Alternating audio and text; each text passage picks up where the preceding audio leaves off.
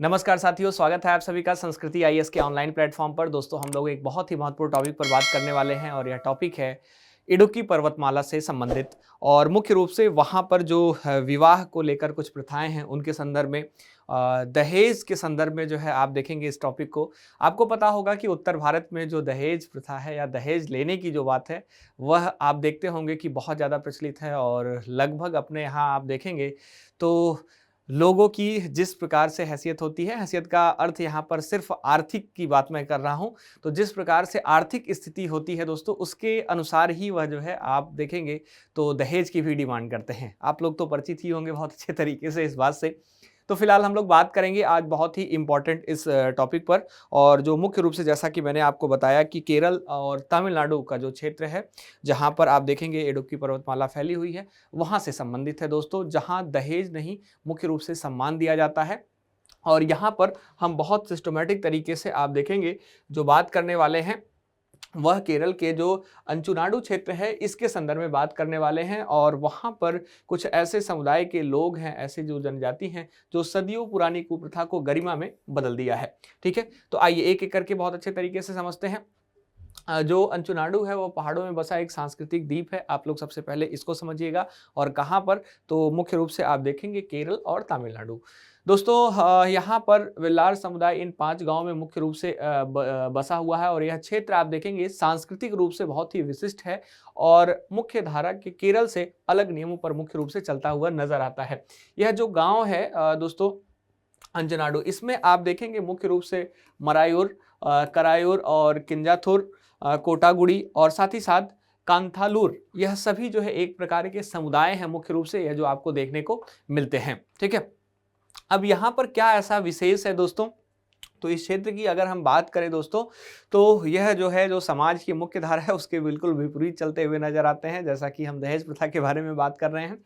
और यहाँ पर आप देखेंगे जहाँ दुनिया दहेज की मांग करती है दोस्तों और दहेज की समस्याओं से जूझ रही है, डॉरी सिस्टम से जो है जूझ रही है, वहाँ आप देखेंगे इस जगह पर वर पक्ष जो है वधू के परिवार को उपहार देता है, वह उपहार लेता नहीं है। ठीक है, और यदि कोई कीमत नहीं बल्कि शादी के लिए सहमति देने पर व्यक्त किया गया आभार और सम्मान है, इस प्रकार की बात को जो है वह कहता हुआ नजर आता है दोस्तों।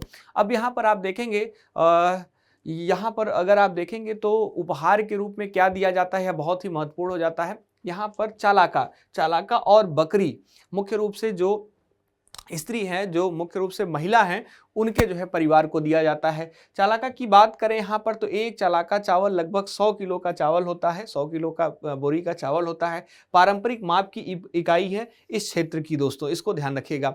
और इसके अलावा एक बकरी का बच्चा जो है जो जीवन के उपहार के रूप में देखा जाता है, वह जो है मुख्य रूप से स्त्री के परिवार को दिया जाता है। अब ऐसा क्यों किया जाता है, यह बहुत ही समझने वाली बात हो जाती है।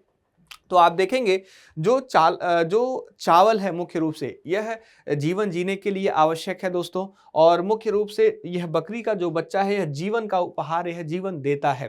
ठीक है, और स्त्री को भी देखेंगे अगर अपने यहाँ जो है हमारे जो है धर्म की बात करें, अपने यहाँ जो है जो पौराणिक गाथाएं हैं उसके अनुसार अगर देखें, जो सामाजिक जीवन है उसके अनुसार देखें, तो स्त्री भी जो है मुख्य रूप से दोस्तों एक तरह से जो जीवन है, जीवनदायिनी है, जीवन को देने वाली है ना। तो मुख्य रूप से आप देखेंगे इनका मानना यह है कि अगर हम किसी भी महिला को अपने घर ला रहे हैं, किसी भी पिता के पुत्री को अपने घर ला रहे हैं, उनके जीवन को ला रहे हैं, तो हमें उनको जो है जीवन का ही उपहार देना चाहिए। और इस वजह से इन्होंने जो है यह प्रथा डेवलप करी कि इनको जो है एक बकरी का जो बच्चा है वह भेंट किया जाएगा। ठीक है, तो आप इसको बहुत अच्छे तरीके से समझ पा रहे होंगे। सुरक्षा और आधार का जो वादा है वह चावल है, ध्यान रखिएगा। और यहाँ पर जो जीवन का उपहार है वह यह है दोस्तों। चावल के संदर्भ में आपको पता ही होगा, पोषण सुरक्षा का प्रतीक माना जाता है यह।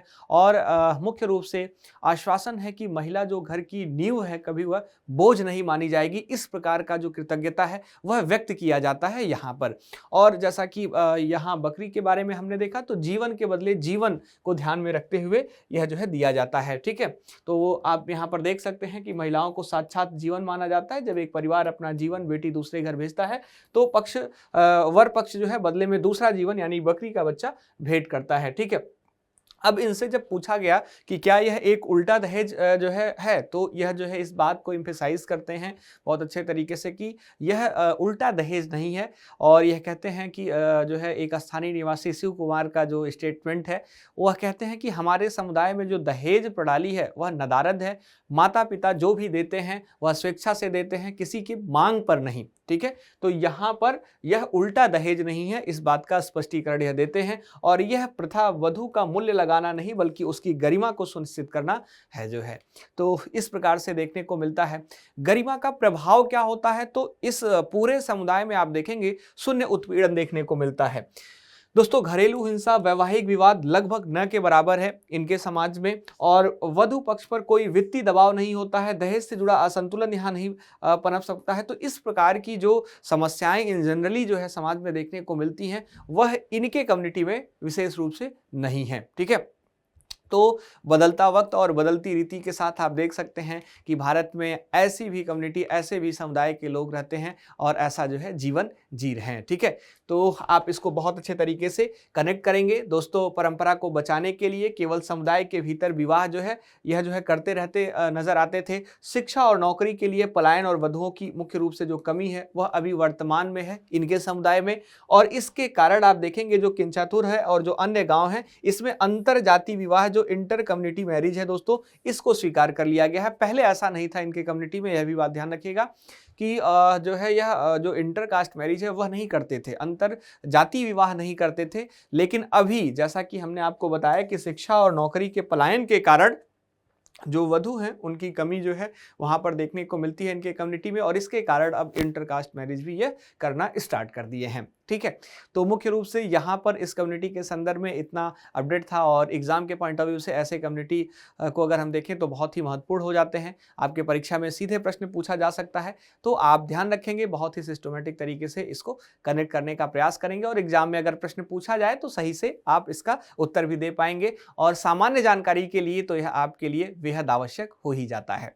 ठीक है, तो आशा करता हूं आप समझ पाए होंगे दोस्तों। और अगर आपकी कुछ भी प्रतिक्रिया आएगी तो जरूर मैं उसको देखना चाहूंगा, और साथ ही साथ आपके विचार को भी मैं जानना चाहूंगा कि दहेज प्रथा के बारे में आप क्या सोचते हैं और क्या जो है अपना विचार रखते हैं। ठीक है, तो कमेंट बॉक्स में आप वह भी लिख सकते हैं।